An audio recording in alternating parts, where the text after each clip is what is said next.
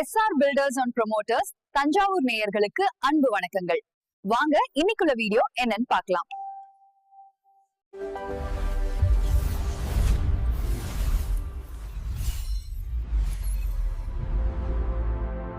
வணக்கம். இன்னைக்கு நாம எஸ்ஆர் பில்டர்ஸ் அண்ட் ப்ரமோட்டர்ஸ் பத்தி பேச போறோம். அவங்க தஞ்சாவூருக்கு வரதா ஒரு தகவல். ஆமா, அவங்க சில விளம்பர குறிப்புகள் வெளியிட்டு இருக்காங்க. அது நம்ம கிட்ட இருக்கு.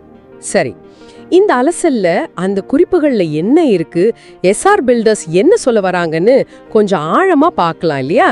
நீங்க எப்படி அதை புரிஞ்சுக்கலான்னு பாப்போம். கண்டிப்பா. அந்த குறிப்புகளை பாத்தீங்கன்னா முதல்ல தஞ்சாவூரோட பெருமை பேசுறாங்க. அப்புறம் தான் எஸ்ஆர் பில்டர்ஸ் தங்களை பத்தியும் அவங்களோட திட்டம் பத்தியும் சொல்றாங்க. ஆமா, தஞ்சாவூரை தெய்வீக பூமி அப்படின்னு வர்ணிக்கிறாங்க. கலை, கட்டடக்கலை, விவசாயம், பெருமையெல்லாம் சேர்ந்த மண் அப்படின்னு. அது மட்டும் இல்ல, பெரிய கோவில் பத்தி சொல்றாங்க. யுனெஸ்கோ தளம்னு சொல்லி அது வெறும் கட்டிடம் இல்ல, கல்லில் வடிக்கப்பட்ட தெய்வீக இருப்பு அப்படின்னு ஒரு படி மேல போய் சொல்றாங்க. ஆமா, அப்புறம் பங்காரு காமாட்சி அம்மன் கோயில், சுவாமி மலை, திருவையாறு கோயில்கள், சர்ச், மசூதின்னு ஒரு லிஸ்டே போகுது.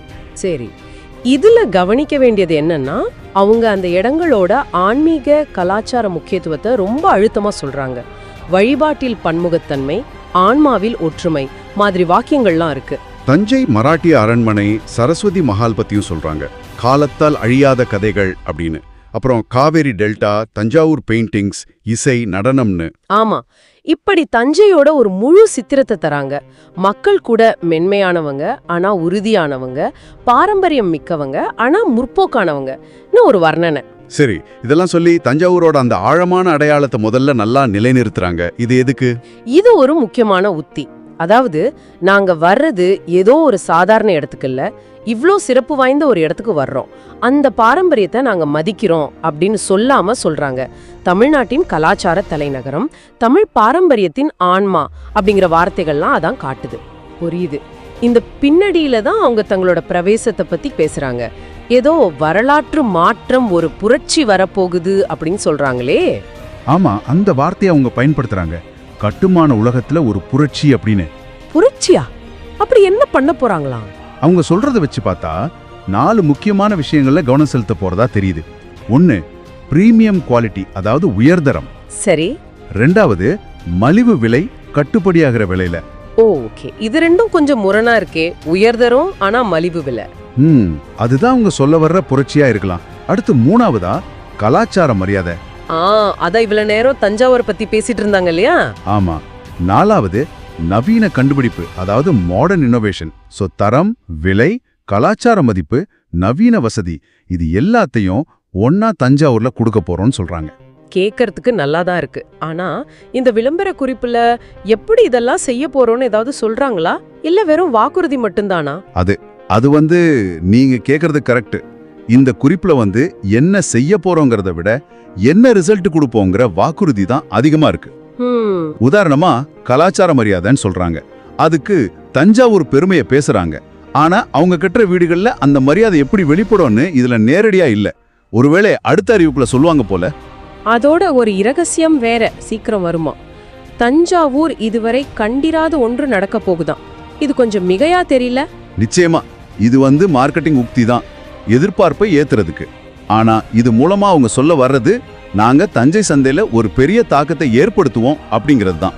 சரி, அவரோட நோக்கம் வெறும் வீடு கட்டுறதில்ல, கௌரவம், பாரம்பரியம், தஞ்சையின் ஆன்மாவை பிரதிபலிக்கிற இல்லங்களை உருவாக்குறது அப்படின்னு சொல்றாங்க. கரெக்ட், அதுதான் அவங்களோட மைய செய்தி. நாங்க வெறும் கட்டிடங்களை கட்டவில்லை, நாங்க தஞ்சாவூரோட பெருமையை பிரதிபலிக்கிற இல்லங்களை கட்டுறோம் அப்படிங்கிற மாதிரி.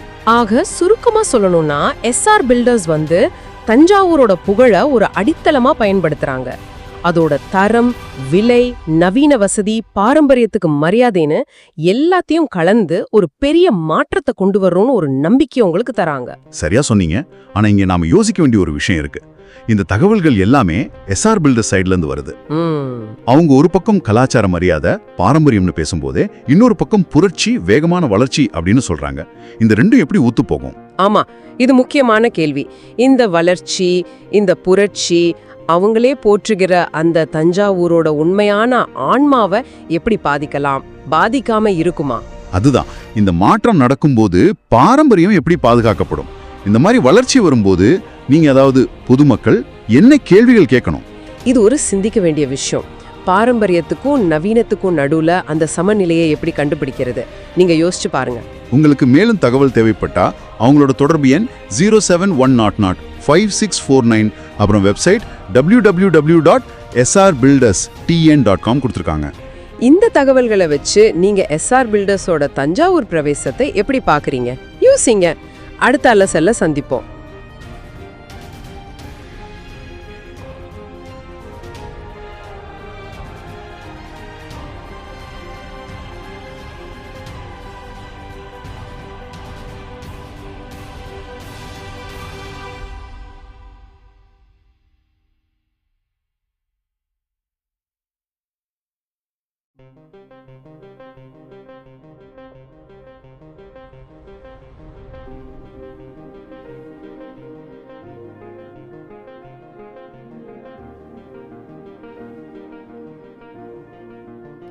இந்த வீடியோ பிடிச்சிருந்தா லைக் பண்ணுங்க, ஷேர் பண்ணுங்க, மறக்காம சப்ஸ்கிரைப் பண்ணிருங்க. கூடவே பெல் பட்டனையும் கிளிக் பண்ணுங்க.